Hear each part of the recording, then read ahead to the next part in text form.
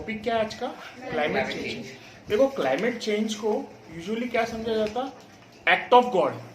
काय के वजह से होता? Act of God.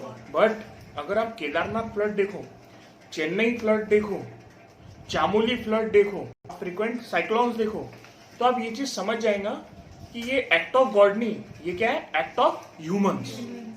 Human interference की वजह से क्लाइमेट चेंज ज्यादा बढ़ गया है, ठीक है। और अपन बिल किस पे फाड़ते? भगवान पे। ये भगवान ने फ्लड ला दिया, भगवान ने ये कर दिया, भगवान ने साइक्लोन ला दिया, बट हमारा भी कहीं ना कहीं गलतियां है उसमें, ठीक है। तो क्लाइमेट चेंज क्या है? Modification of earth climate. और मॉडिफिकेशन ऑफ अर्थ क्लाइमेट क्यों होता? मतलब अर्थ के क्लाइमेट में बदलाव काय के वजह से आता? एटमॉस्फेयर में चेंज होता, बराबर है। जैसे कि अगर मैं एक एग्जांपल दूं, डाटा दूं आपको, यूनाइटेड नेशन एनवायरनमेंट प्रोग्राम की रिपोर्ट ने 2020 को one of the hottest year बताया है।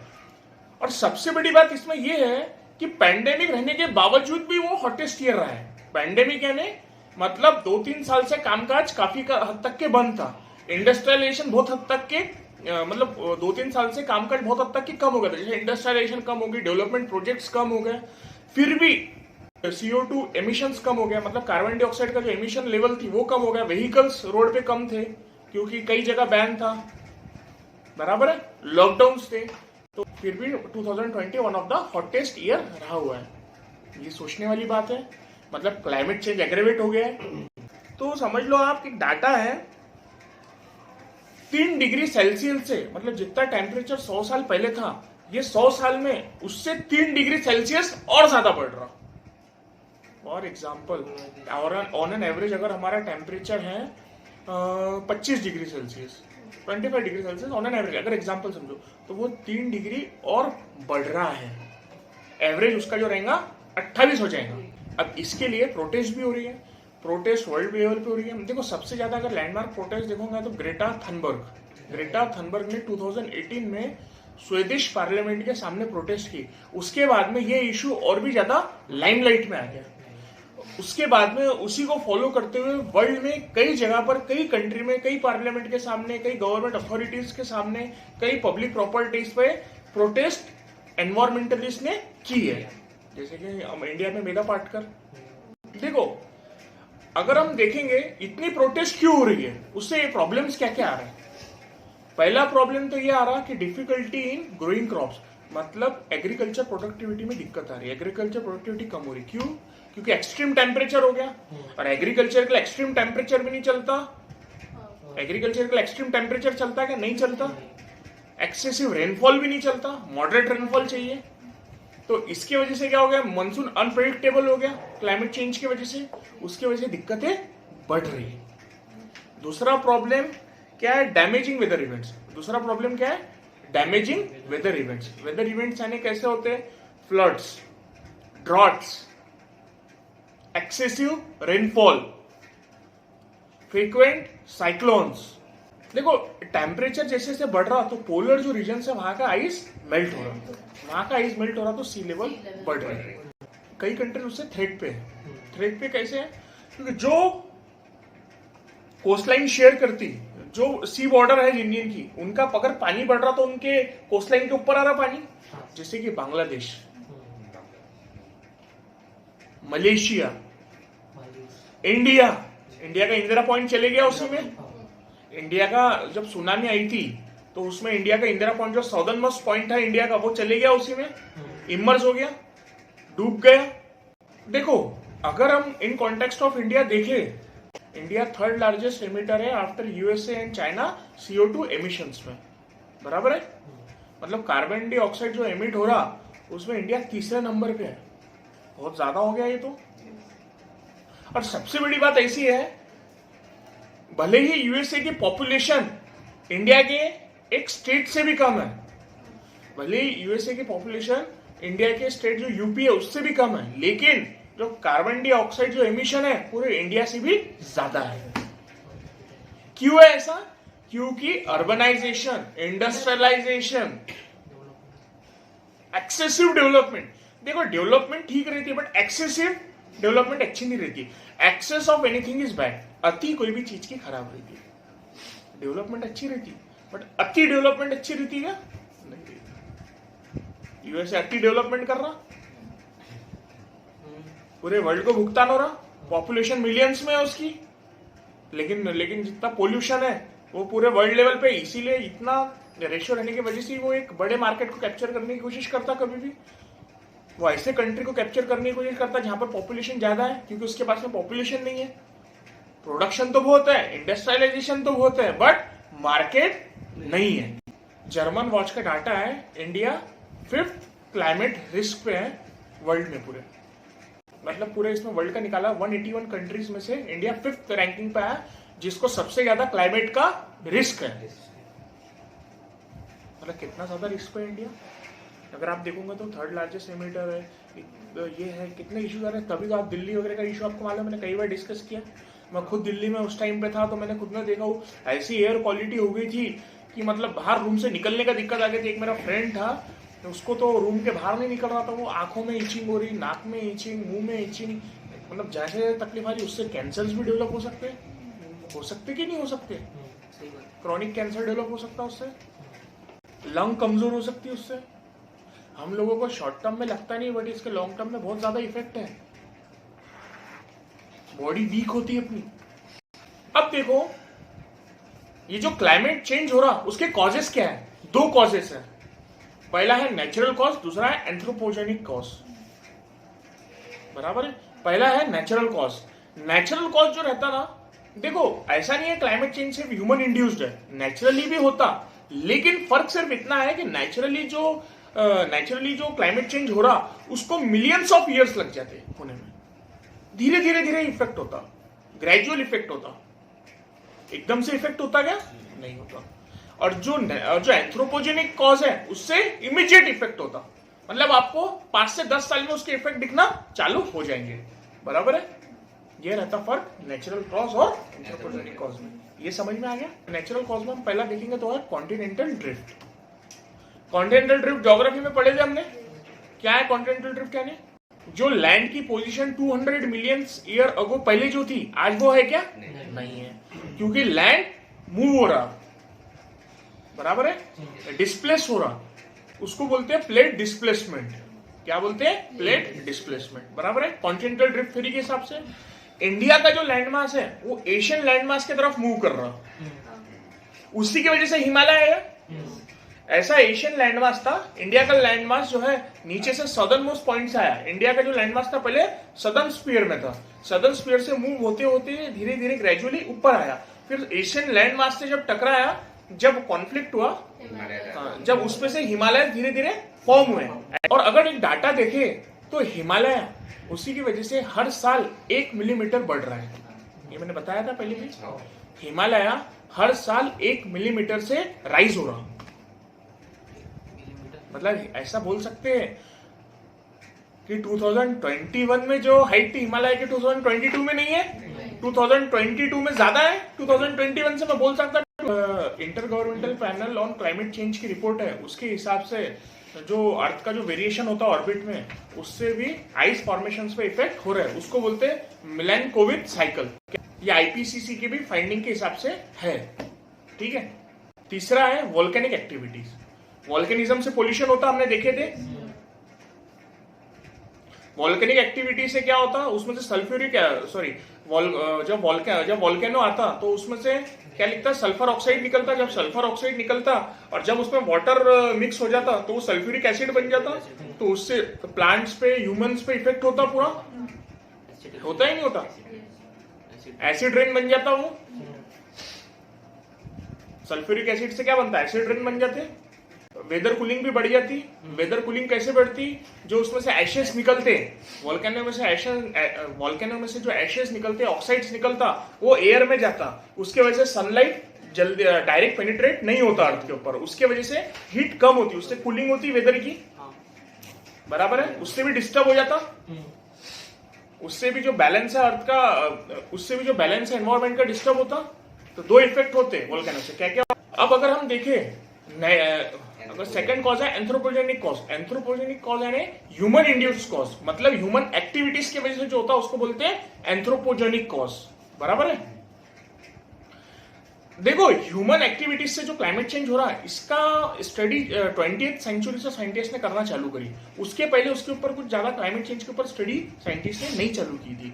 20th सेंचुरी से साइंटिस्ट ने ज्यादा इन्वॉल्व इसमें हो गए, वो ज्यादा इन्वॉल्व होकर ज्यादा इस पर रिसर्च चालू हो गई है, बराबर है। 20th सेंचुरी से पहला अगर हम देखें तो ग्रीन हाउस गैसेस बहुत ज्यादा रिलीज हो रहे हैं। ग्रीन हाउस गैसेस क्या रहते हैं? ग्रीन हाउस इफेक्ट देते हैं। उससे क्या होता? अर्थ ज्यादा वार्म होता, अर्थ ज्यादा हॉट होता, बराबर है। क्यों?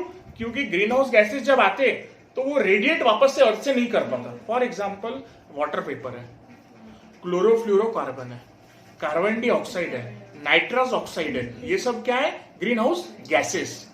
और ये जब ग्रीन हाउस गैसेस आते तो जब एयर में जाते तो क्या होता?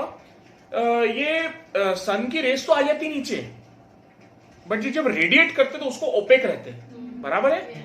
जैसा सन की रेस इससे ट्रांसपेरेंट तो हो जाती नीचे अर्थ तक के, जब अर्थ की रेस से जब रिफ्लेक्ट होकर वापस से जब ये रेस सन की वापस जाती तो उसके लिए ओपेक बन जाता हो, मतलब वो वहां से ट्रांसफर नहीं होती ऊपर। उसके वजह से क्या होता? सन की रेस फिर नीचे रह जाती, कुछ रिफ्लेक्ट ऊपर नहीं होती, तो उसकी वजह से हीट बढ़ जाती, उसको बोलते ग्रीन हाउस इफेक्ट। ये जो ग्रीन हाउस गैसेस जो एमिट होती है, इंडस्ट्रियलाइजेशन से होती है, व्हीकल से होती है, एसी से होती है, क्लोरोफ्लोरोकार्बन एसी से होती, ठीक है, रेफ्रिजरेंट से होती। तो ये जो गैसेस जो निकलती एमिट होती, ये क्या होता है? ये जब एयर में जाके स्टेबल हो जाती, जब ये गैसेस स्टेबल हो जाती तो सन की रेज नीचे आती, यहां से ट्रांसपेरेंट होकर नीचे आती, बट जब जमीन पे टकरा के जब जमीन पे रिफ्लेक्ट होके वापस जाती तो ये पूरी तरीके से वापस नहीं जा पाती, क्योंकि उसके लिए ओपेक हो जाता। मतलब सन की रेज आ तो जाती बट वापस जाना मुश्किल हो जाती, इन हो जाती, आउट नहीं होती। तो उसकी वजह से हीट बढ़ेगी कम होगी? बढ़ेगी, हीट बढ़ जाती है, उससे ग्लोबल वार्मिंग उसी को बोलते हैं, उसको बोलते हैं ग्रीन हाउस इफेक्ट। एसी लोग ज्यादा यूज कर रहे हैं, लोग एसी ठंडा होने के लिए यूज कर रहे हैं, बट उनको मालूम नहीं एसी से गर्मी बढ़ रही एनवायरमेंट की। लोग एसी रूम में तो एसी से रूम में तो ठंडी आ रही, बट वर्ल्ड लेवल पे एट ए लार्ज स्केल पे गर्मी बढ़ रही है। बोल सकता हूं मैं ये चीज, क्योंकि उससे क्लोरोफ्लोरोकार्बन निकल रहा, क्लोरोफ्लोरोकार्बन से ग्रीन हाउस गैस हो रही जनरेट, ग्रीन हाउस गैसेस से फिर तुम सनरेज रिफ्लेक्ट नहीं हो रही, सनरेज रिफ्लेक्ट नहीं हो तो गर्मी बढ़ रही। और क्लोरोफ्लोरोकार्बन का एक और इश्यू ये है, क्लोरोफ्लोरोकार्बन से ओजोन लेयर डिक्लाइन हो रही है। क्लोरोफ्लोरोकार्बन से क्या हो रहा? ओजोन लेयर डिक्लाइन हो रही। ओजोन लेयर डिक्लाइन होगी तो क्या होगा? अल्ट्रावायलेट रेज रहते हैं। देखो सन की जो रेज रहते हैं ना, 2-3 टाइप में डिवाइड रहती है। वो इसमें एक रहता है अल्ट्रावायलेट रेज। सन में से क्या आती है एक चीज? Ultraviolet rays. अल्ट्रावायलेट रेज अपने बॉडी के लिए निगेटिव इफेक्ट रहता, उसका अपने बॉडी पे एडवर्स इफेक्ट करता, बराबर है। तो अल्ट्रावायलेट ओजोन लेयर क्या करता? अल्ट्रावायलेट रेज को ब्लॉक कर देता, आने नहीं देता। बट क्लोरोफ्लोरोकार्बन की वजह से क्या हो रहा? ओजोन लेयर डिक्लाइन हो रही। ओजोन लेयर डिक्लाइन हो रही तो अल्ट्रावायलेट रेज डायरेक्ट आ रहे अर्थ के ऊपर, उससे हमारे बॉडी पे इफेक्ट हो रहा। ये भी एक कारण है अपने शरीर में बीमारी बढ़ने का। हम सोचते हैं कि क्यों बढ़ रही, क्यों हो रहा, क्या आ रहा? कलयुग आ रहा। कलयुग तुम खुद अपने हाथ से ला रहे हो। मतलब एसी से मैं ये भी बोल सकता, एयर कंडीशनर, रेफ्रिजरेंट से तुम अपने कन्वीनियंस के ला रहे, बट तुम लॉन्ग टर्म में इनकन्वीनियंट हो रहे हो उससे। दूसरा मेन रीजन है change in land use pattern.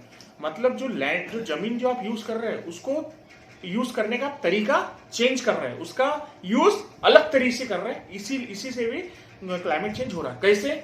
जो फॉरेस्ट लैंड था आपने उसको एग्रीकल्चर के लिए कन्वर्ट कर दिया, जो फॉरेस्ट लैंड था आपने उसको ग्रेजिंग के लिए कन्वर्ट कर लिया, जो फॉरेस्ट लैंड था आपने उसको अर्बनाइजेशन के लिए कन्वर्ट कर लिया, जो फॉरेस्ट लैंड था आपने कॉलोनीज बना लिए। अगर आप सिटीज का आउटर में देखो तो कितने कॉलोनीज बन गई फॉरेस्ट कटिंग करके।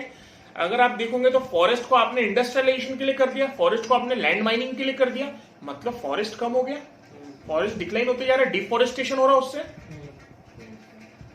उससे एनवायरमेंट का बैलेंस बिगड़ रहा, ऑक्सीजन और कार्बन डाइऑक्साइड का स्पेशली, ये तो सबको मालूम है। झाड़ से अपने को, प्लांट से अपने को क्या मिलता? ऑक्सीजन मिलता, और वो एब्जॉर्ब क्या करते हैं? कार्बन डाइऑक्साइड एब्जॉर्ब करते हैं। अगर पेड़ कम रहेंगे तो ऑक्सीजन कम मिलेगा और हमारा कार्बन डाइऑक्साइड एब्जॉर्ब कौन करेगा?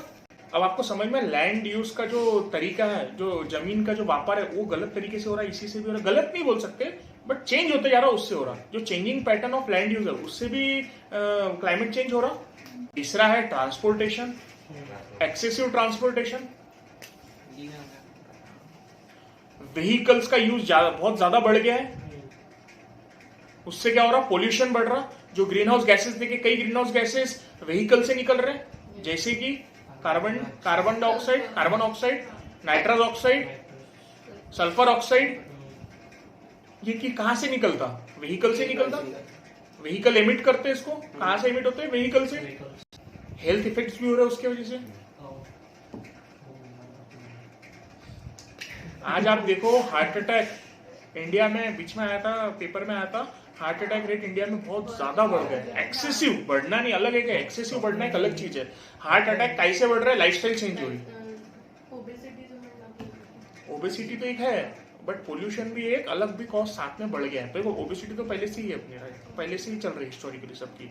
लेकिन अभी क्या हो रहा, लोग बोलते थे ओबेसिटी सिर्फ कारण नहीं है, अपना ईटिंग पैटर्न भी गलत है, अपना जो कंजम्पशन बहुत ज्यादा गलत है हर चीज का।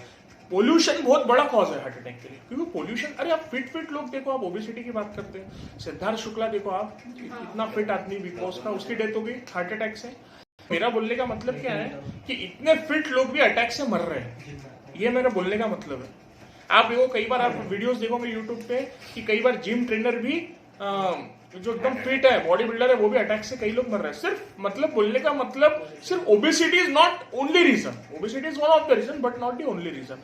तुम्हारा पोल्यूशन से भी बहुत ज्यादा इफेक्ट हो रहा, क्लाइमेट चेंज से भी इफेक्ट हो रहा, बॉडी का जो साइकिल है वो डिस्टर्ब हो रही है उससे। आप बताओ, बॉडी का एक लिमिट रहती है टेम्परेचर लेने की, बॉडी का टेम्परेचर लेने की एक लिमिट रहती। अगर आप एक्सेसिव टेम्परेचर हो रहा तो इफेक्ट होगा कि नहीं होगा बॉडी को। अगर आप 55 डिग्री रहेगा, सीधा बॉइलिंग पॉइंट के पास पहुंच रहे हो, उबलेंगे तुम, मरोगे नहीं तो क्या क्या होगा तुम्हारा। सदगुरु ऐसे ही घूम रहे पूरे वर्ल्ड में, कुछ कारण है उसके पीछे। सेव सॉइल मूवमेंट भी एक रीजन है क्लाइमेट चेंज का। सॉइल से भी क्लाइमेट चेंज पे इफेक्ट हो रहा, गलत तरीके से यूज हो रहा सॉइल का। सेव सॉइल इसलिए, जो लैंड यूज पैटर्न बोले ना, सेव सॉइल उसी का पार्ट है। लैंड यूज पैटर्न चेंज हो रहा है, सॉइल पे इफेक्ट हो रहा ना। फॉरेस्ट को तुम अर्बनाइजेशन में कन्वर्ट करोगे, इंडस्ट्रियल में, सॉइल इफेक्ट होंगे कि नहीं होंगे, सॉइल की क्वालिटी डिग्रेड हो जाएगी, वो सॉइल एग्रीकल्चर के लिए यूज नहीं होगा, वो सॉइल अच्छे से प्रोडक्टिविटी, क्योंकि तुम उस पर सीमेंट डाल दोगे सॉइल पे, तो सॉइल का यूज क्या है फिर अगर सीमेंट डाल दोगे। वाटर परकोलेट नहीं होगा, वाटर पेनिट्रेट नहीं होगा जमीन में, ग्राउंड वाटर रिचार्ज नहीं होगा, फिर ग्राउंड वाटर रिचार्ज नहीं होगा तो फिर पानी कहां से मिलेगा तुम्हारे को। तो व्हीकल से समझ में आया आपको, व्हीकल से पोल्यूशन क्या हो रहा है, व्हीकल से ग्रीन हाउस गैसेज आ रहे हैं और कई पॉल्यूटिंग एजेंट्स एमिट हो रहे हैं, उसकी वजह से पोल्यूशन बढ़ रहा है। और अभी इतना ज्यादा व्हीकल तो बहुत बड़ा कॉज है। दिल्ली में भी एक्चुअली, दिल्ली मुंबई स्पेशली जो मेट्रो सिटीज है, दिल्ली मुंबई बैंगलोर, यहाँ पर तो vehicle is one of the biggest cause of pollution. Excessive industrialisation, industrialisation जैसे मैंने बताया कि फॉरेस्ट कट करके इंडस्ट्रीज डेवलप कर रहे हैं, ठीक है, डिफॉरेस्टेशन तो हो रहा, ऑक्सीजन का प्रोडक्शन तो कम हो रहा, बराबर है, लेकिन प्रोडक्शन ही बोलेंगे ना, ऑक्सीजन का प्रोडक्शन तो कम हो रहा, लेकिन और फूड का प्रोडक्शन कम हो रहा, मतलब फ्रूट्स का प्रोडक्शन हो गया, क्रॉप्स का प्रोडक्शन तो कम हो रहा। उसके अलावा क्या होगा, सॉइल की फर्टिलिटी भी कम होगी, इंडस्ट्रियलाइजेशन ज्यादा होगा। उसके अलावा इंडस्ट्रीज भी इसके अलावा इंडस्ट्रीज भी पोल्यूशन एमिट करेंगी, कार्बन ऑक्साइड, नाइट्रस ऑक्साइड, ये सब वहां से भी एमिट होता, सल्फर ऑक्साइड बहुत ज्यादा प्रमाण में एमिट होता, वहां से होता है एमिशन। चिमनीज लगा के रखते हैं, आपने देखा होगा, दिखता होगा, अगर आपको आप देखोगे इंडस्ट्रीज के ऊपर देखोगे, आपको दिखेगा काला धुआं कितना निकलता रहता। आप सोचो इतने प्रमाण में अगर निकलेगा तो एनवायरमेंट कितना पोल्यूट करेगा। जो डिस्चार्ज होता है उसमें से इंडस्ट्री से वो डायरेक्ट रिवर्स में डिस्चार्ज कर रहे हैं, लेक्स में डिस्चार्ज कर रहे हैं, उसके से रिवर भी पोल्यूट हो रही, रिवर पोल्यूट हो रही तो फिशरीज सर्वाइव नहीं कर पा रही, स्पीसीज सर्वाइव नहीं कर पा रही, और जो वो पानी को कंज्यूम कर रहे हैं, हम लोग वही वाटर को कंज्यूम करते हैं, फिर वो वाटर को कंज्यूम करने के बाद भी हम लोग भी बीमार पड़ रहे हैं। आ गया एक्सेसिव ट्रांसपोर्टेशन हो गया, एक्सेसिव इंडस्ट्रियलाइजेशन हो गया, एक्सेसिव अर्बनाइजेशन भी है। जैसे हमने पहले बताया कि अर्बनाइजेशन फॉरेस्ट को कट करने की वजह से, फॉरेस्ट को कट करके अर्बनाइजेशन कर रहे, ठीक है, उससे ट्रीज का तो कटिंग हो रही, डिफॉरेस्टेशन हो रहा, ऑक्सीजन का प्रोडक्शन लेवल कम हो जा रहा, लेकिन उसके अलावा वापस से सीमेंटिंग हो रही रोड पे, सीमेंटिंग होने की वजह से वाटर परकोलेट नहीं कर पा रहा, ग्राउंड वाटर में वाटर परकोलेट नहीं कर रहा, हाँ, मतलब ग्राउंड वाटर रिचार्ज नहीं हो रहा, जमीन के अंदर परकोलेट नहीं होने की वजह से रिचार्ज नहीं हो रहा, तो फिर वाटर लेवल कम होते जा रही है। जो बिल्डिंग्स वगैरह खड़ी होती, जो बिल्डिंग्स वगैरह से क्या होता कि हीट जो है कॉन्सेंट्रेट होती, क्योंकि उसके अंदर लोहा यूज होता बिल्डिंग्स में, आयरन यूज होता, स्टील यूज होता, फाइबर यूज होता, प्लास्टिक यूज होता। उसके वजह से जब जो हीट होता एरिया, वो कॉन्सेंट्रेशन ऑफ हीट बढ़ जाता। अगर आप देखोगे मेट्रोज एरिया ज्यादा हीट करते हैं। अगर आप नोटिस करोगे कि जो सिटी जितनी ज्यादा डेवलप कर रही उसका हीटिंग भी उतनी ज्यादा बढ़ती। उसका रीजन ये है कि वहां पर ज्यादा से ज्यादा सीमेंट यूज हुआ है, वहां पर ज्यादा से ज्यादा लोहा यूज हुआ है, स्टील यूज हुआ है, अलग अलग मेटल्स यूज हुए, उसकी वजह से हीटिंग बढ़ जाती है उसकी। बढ़ रही, गर्मी बढ़ रही। आप यहीं जाओ कोहरा वगैरह के साइड चल जाओ थोड़ा सा, वहां पर आपको हीट कम लगेगी। क्यों? क्योंकि वहां पर इंडस्ट्रियलाइजेशन नहीं है, अर्बनाइजेशन नहीं है, मतलब बिल्डिंग्स नहीं है, इंडस्ट्रीज नहीं है। उसकी वजह से वहां पर हीट कॉन्सेंट्रेट होती है, नहीं होती। प्लांट जो है उसको एब्जॉर्ब कर लेते हैं। जमीन जो है वहां पर ज्यादा मतलब सीमेंट वगैरह नहीं है, कॉन्क्रीट नहीं है, तो हीट मतलब वाटर ज्यादा वहां पर रहता, वाटर लेवल ज्यादा रहती, तो उससे भी हीट एब्जॉर्ब हो जाती। अगर हम देखें कि ये जो सब जो कॉजेस हैं, जो क्लाइमेट चेंज हो रहा है उसके इम्पैक्ट क्या हो रहा है। देखो, अगर आप लास्ट के 6 इयर्स देखोगे तो वो हॉटेस्ट ईयर देखे गए हैं अभी तक के। मतलब हर साल आप देखोगे हीट बढ़ते जा रही दिन पर दिन, slowly on an average heat बढ़ रही। तो हीट वेव्स बढ़ रहे हैं। हीट वेव्स भी एक डिजास्टर का टाइप है, उससे डेथ ज्यादा होती। 2003 का एग्जांपल देता आपको, 1500 लोग एक साल में मरे थे सिर्फ हीट वेव्स की वजह से। अभी भी हजारों से लोग सिर्फ हीट वेव से मर रहे हैं। यूरोप में हीट टॉलरेंट नहीं है लोग ज्यादा। वहां पे हीट टॉलरेंट है यूरोप में? नहीं है वहां पर, क्योंकि वेदर मॉडरेट रहता, कोल्ड रहता, हीट ज्यादा नहीं रहती वहां पर। तो लेकिन अब हीट का जो लेवल है वो बढ़ते जा रही। हीट लेवल पर टेम्परेचर राइज हो रहा, उसकी वजह से क्या हो रहा, वहां पर भी डेथ ज्यादा से ज्यादा हीट वेव से हो रही है। कई साल तो ऐसे एक साल में 20-20 हजार लोग मरे यूरोप में, सिर्फ काय की वजह से, हीट की वजह से। अगर उनका मेन कॉज फाइंड करें तो क्या निकला? हीट, एक्सेसिव हीट, क्योंकि हीट इंटॉलरेंट रहती है उनकी बॉडी। दूसरा है रिस्क टू इकोसिस्टम हो गया है अभी अपने।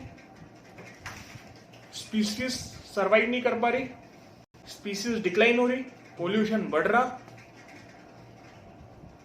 हेल्थ इश्यूज बढ़ रहे हैं, डिसीजेस बढ़ रही। किसकी वजह से? Climate change. पोल्यूशन से क्लाइमेट चेंज होता, क्लाइमेट चेंज से पोल्यूशन होता इनडायरेक्टली।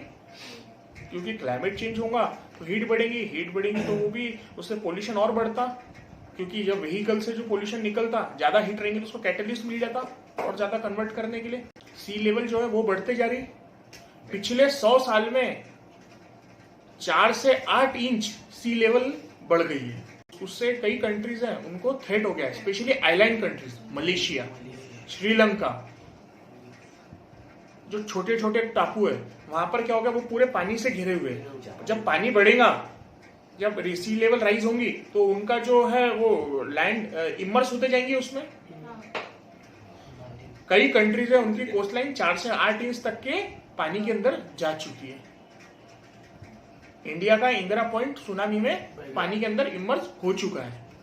आज क्लाइमेट चेंज की वजह से 5 से 10% जीडीपी का वर्ल्ड लेवल पे लॉस हो रहा। मैन मेड डिजास्टर बढ़ गए उसकी वजह से। साइक्लोन्स पहले भी आते थे, लेकिन अब साइक्लोन्स ज्यादा आ रहा है, फ्रीक्वेंसी बढ़ गई है। यूएसए में क्या आता? हरिकेन। बे ऑफ बंगाल से इंडिया पे साइक्लोन हिट करता उड़ीसा में हर साल। 1-2 साल पहले अरेबियन सी से बॉम्बे पे भी हिट किया था। फ्रीक्वेंसी बढ़ गई, फ्लडिंग बढ़ गया है। Chennai flood, Bangalore flood, Chamoli flood हुआ था हिमाचल प्रदेश में। चामोली जो है वहां पर क्या हुआ था, ग्लेशियर मेल्ट हुआ था। ग्लेशियर मेल्ट होने की वजह से अपना रिवर की लेवल बढ़ गई थी, तो उसके वजह से फ्लडिंग हो गई चामोली डिस्ट्रिक्ट में। मैनमेड डिजास्टर का तो लैंडस्लाइड भी होता फिर उससे। जब केदारनाथ में हुआ तो लैंडस्लाइडिंग भी हुई थी साथ में फ्लडिंग के। अब एफर्ट्स क्या लिया है? इंटरनेशनल लेवल पे भी एफर्ट्स ले रहे हैं, नेशंस लेवल पे भी एफर्ट ले रहे हैं। इंटरनेशनल एफर्ट्स पे कौन कौन से एफर्ट लिए? इंटरनेशनल लेवल पे inter governmental panel on climate change को एस्टेब्लिश किया। किसने स्टैब्लिश किया? दो ऑर्गेनाइजेशन ने मिलकर किया, वर्ल्ड मेट्रोलॉजिकल ऑर्गेनाइजेशन और यूनाइटेड नेशन एनवायरमेंट प्रोग्राम। ये दो ऑर्गेनाइजेशन ने मिलकर inter governmental panel on climate change, IPCC जिसको बोलते हैं, उसको स्टैब्लिश किया। उसका काम क्या है? इम्पैक्ट मेजर करना, टेम्परेचर कितना राइज हो रहा है उसको मेजर करना। और दूसरा अगर हम एफर्ट देखें तो United Nation framework convention on climate change, UNFCCC, ये हुआ 1994 में। ये था पार्ट रियो समिट के अंदर ही ये इवॉल्व हुआ था। रियो समिट हुई थी 1992 में। रियो समिट में 3 कन्वेंशन अडॉप्ट किए थे, United Nation convention on biological diversity, United Nation convention to combat desertification, और तीसरा था United Nation framework convention on climate change. उसमें 2005 में क्योटो प्रोटोकॉल हुआ था। क्योटो प्रोटोकॉल जो था सबसे इंपॉर्टेंट था। क्योटो प्रोटोकॉल में कुछ मैकेनिज्म अडॉप्ट किए 2005 में, जिससे आप कार्बन एमिशन रिड्यूस कर सकते हैं, जैसे एमिशन ट्रेडिंग। एमिशन ट्रेडिंग यानी क्या होता? जैसे आप जितना एमिट कम करोगे तो उतना आपका कोटा बढ़ते जाएगा, फिर वो कोटा आप दूसरे को सेल कर सकते हैं।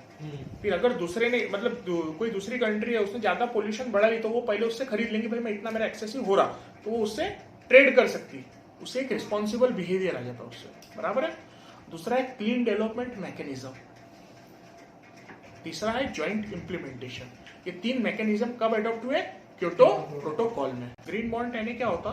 जैसे आपने बॉन्ड साइन करा है, बॉन्ड साइन कराने के बाद में आपने मेरे को पैसा दिए, वो पैसा मैं कहाँ इन्वेस्ट कर सकता? सिर्फ इको फ्रेंडली एक्टिविटीज में, जिससे पोल्यूशन ज्यादा होता है उसमें मैं इन्वेस्टमेंट नहीं कर सकता बॉन्ड से, बॉन्ड का पैसा लिया हुआ।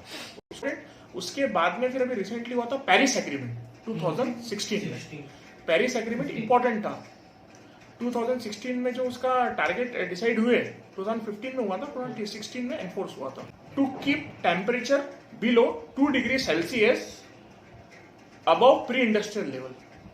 मतलब प्री इंडस्ट्रियल लेवल के अबव पे 2 डिग्री सेल्सियस के नीचे रखना है अपने को, टेम्परेचर को राइज हो रहा है उसको, ये टारगेट है।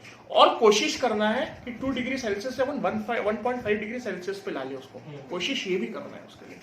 ये है पेरिस एग्रीमेंट का टारगेट। उसके बाद में नेशनल लेवल पे भी ऐसे कई हुए, जैसे आप समझ लो national action plan on climate change, ये एक अडॉप्ट हुआ। उसके अंदर क्या दिया है कि भाई नेशनल लेवल पे अपन क्लाइमेट चेंज को अडॉप्ट करने के लिए हम क्या क्या एक्टिविटीज कर सकते हैं, जैसा प्लांटेशन बढ़ा दो, अफॉरेस्टेशन जिसको बोलते हैं वो ज्यादा कर दो, अवेयरनेस बढ़ा दो, इको फ्रेंडली एक्टिविटीज बढ़ा दो। दूसरा क्या है? National action plan to combat desertification. मतलब जो डेजर्टिफिकेशन हो रहा, सॉइल डिग्रेडेशन की वजह से जो डेजर्टिफिकेशन हो रहा, उसके लिए सेव सॉइल कैसे कर सकते हैं, ग्रीनरी कैसे बढ़ा सकते हैं, उसके ऊपर एक्टिविटीज करो। इलेक्ट्रिक व्हीकल प्रमोट कर रहे भी अभी जो नितिन गडकरी जो है वो क्या कर रहे हैं? इलेक्ट्रिक व्हीकल प्रमोट कर रहे हैं। गवर्नमेंट व्हीकल को इलेक्ट्रिक व्हीकल में सबसे पहले कन्वर्ट कर रहे हैं, इंसेंटिव्स दे रहे हैं, सब्सिडीज दे रहे हैं इलेक्ट्रिक व्हीकल के लिए, है कि नहीं? सोलर पैनल्स प्रमोट कर रहे हैं, रिन्यूएबल एनर्जी ज्यादा प्रमोट कर रहे हैं, wind energy, hydro energy, solar energy. लेकिन अब ये सब जो है इनिशिएटिव्स तो ले रहे हैं, लेकिन चैलेंजेस क्या है इनिशिएटिव अडॉप्ट करने के लिए? सबसे पहला है हाई कॉस्ट। अगर आप गाड़ी लेने के लिए जाओ, आपका इलेक्ट्रिक व्हीकल मार्केट में है या नहीं है? अभी है, टाटा की इलेक्ट्रिक व्हीकल ज्यादा है अभी मार्केट में। आप जाके आप नॉर्मल डीजल और पेट्रोल पे चलने वाली कार देखो, इलेक्ट्रिक व्हीकल की कार देखो, इलेक्ट्रिक व्हीकल की कार डीजल और पेट्रोल पे चलने वाली कार से कई ज्यादा महंगी है। सच है या झूठ है? तो लोग क्या खरीदेंगे? इलेक्ट्रिक व्हीकल वाला खरीदेंगे, ये खरीदेंगे तो भाई बोलेंगे कौन भाई एनवायरमेंट के चक्कर में पड़ेगा, जेब खाली करके अपनी क्या होगा 50 साल का देखते बैठेंगे। अभी तो गाड़ी खरीदो ऐसे सोचेंगे। रिन्यूएबल एनर्जी का प्रोडक्शन कॉस्ट अभी ज्यादा पड़ रही है क्योंकि अपने पास में उतनी फैसिलिटीज अवेलेबल नहीं है, अपने पास में उतना इंफ्रास्ट्रक्चर अवेलेबल नहीं है, तो अभी ज्यादा पड़ रही कॉस्ट। दूसरा चैलेंज क्या है? बिहेवियर। बिहेवियर का क्या इशू है? सोशल बिहेवियर का। हमारा बिहेवियर में क्या इशू है? फॉर एग्जाम्पल हम जो ट्रेडिशन जो कस्टम चल रहे हैं हम उससे अपने आप को बदल नहीं सकते। जैसे दिवाली फेस्टिवल, दिवाली फेस्टिवल में क्या ट्रेडिशन है कि पटाखे फोड़ना है, जबकि पहले के टाइम पे राम भगवान के टाइम पे जब राम राज्य हो रहा था तो फटाके थे उस टाइम पे दिए थे। मतलब कंज्यूमरिज्म की वजह से हो रहा है ये, कंज्यूमरिज्म की वजह से, प्राइवेटाइजेशन की वजह से हो रहा है ये। कैपिटलिज्म की वजह से हो रहा है फटाकेबाजी, फटाके कैपिटलिज्म की वजह से हो रहा है। कैपिटलिस्ट अपने प्रॉफिट मोटिव के लिए उन्होंने अपना कल्चर ही बना दिया कि फटाके फोड़ो और दिवाली बनाओ, क्योंकि हम फटाके ज्यादा फोड़ेंगे तो फटाके ज्यादा खरीदेंगे, फटाके ज्यादा खरीदेंगे तो ज्यादा पैसे मिलेंगे कंपनी को, और अपने कल्चर का यूज कर रहे हो। गणेश बम, लक्ष्मी बम, तुलसी बम, शक्तिमान, जो लोगों को ज्यादा पसंद है उसी का नाम दे दे रहे फटाकों को। तो कैपिटलिस्ट क्या फायदा उठा रहे हैं, उनको मालूम है ये सब नाम सुन के बच्चे ज्यादा अट्रैक्ट होते हैं, लोग ज्यादा अट्रैक्ट होते हैं। तो मैं क्या ये बोल सकता कि क्लाइमेट चेंज में कैपिटलिज्म का भी लिंक है? एक बात बताता हूँ, कोई गलत चीज करना गलत नहीं है जब तक कि आपको ये नहीं मालूम है वो चीज गलत है, लेकिन द मोमेंट आपको मालूम पड़ गया वो चीज गलत है, उसके बाद से छोटी भी गलती करना गलत है। मैं बोल सकता ये चीज, मतलब फटाके फोड़ने से कुछ होता जब तक हमारे को नहीं मालूम, जब तक क्या फोड़ रहे कोई दिक्कत नहीं है, लेकिन आपको अगर मालूम पड़ गया कि फटाके फोड़ने से क्या क्या कांड हो रहा है तो आपने फटाके फोड़ना गलत है। बिहेवियर भी एक चैलेंज है, जैसा सोशल कस्टम्स ट्रेडिशंस भी एक इशू है क्लाइमेट चेंज के लिए, क्योंकि अब जैसा फेस्टिवल्स हम कर रहे हैं ज्यादा से होली से भी कई जगह पोल्यूशन होता, एनिमल्स को इफेक्ट होता, सॉइल खराब होता, सॉइल डिग्रेडेशन होते उससे, अगर बहुत रिग्रेसिव कलर, बहुत स्पॉइलिंग कलर अगर आप डालो प्लांट्स में तो प्लांट्स खराब होते हैं, फर्टिलिटी इफेक्ट होता, वाटर वेस्टेज होता। जो फेस्टिवल्स है ये हम इससे बदल सकते क्या? नहीं। कैपिटलिस्ट ने इंटेंशनली हमारे को फटाके फोड़ने के लिए चालू करवा दिया अभी कि ऐसा बता के कि ये हमारी कस्टम में ही है, जबकि हमारे कस्टम में था क्या?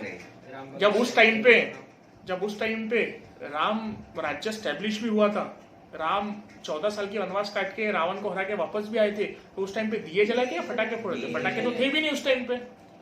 तो कैपिटलिस्ट अपने कन्वीनियंस के लिए, अपने प्रॉफिट के लिए उन्होंने फटाके का कंसेप्ट ला लिए, मैं बोल सकता।